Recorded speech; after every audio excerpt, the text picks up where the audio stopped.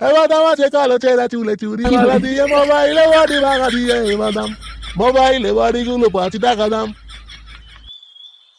বলো বাবু কি চাই, বাদাম খাবে? এখানে কি আছে বাড়া? এই যে বাবু বাদাম বিক্রি করছি।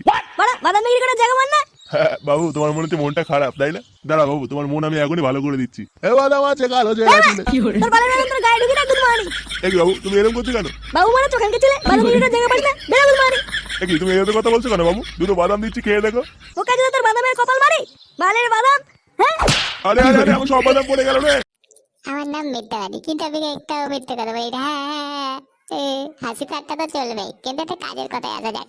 এটা আমাদের হচ্ছে এখন নতুন চ্যানেল, তাও বাংলায়। আগেরটা ছিল হিন্দিতে, ওটাতে এত এত ভালোবাসা পেয়েছি যে কি বলবো। তাই আমরা আবার সবারই রিকোয়েস্টে বাংলা চ্যানেলটা ওপেন করেছি।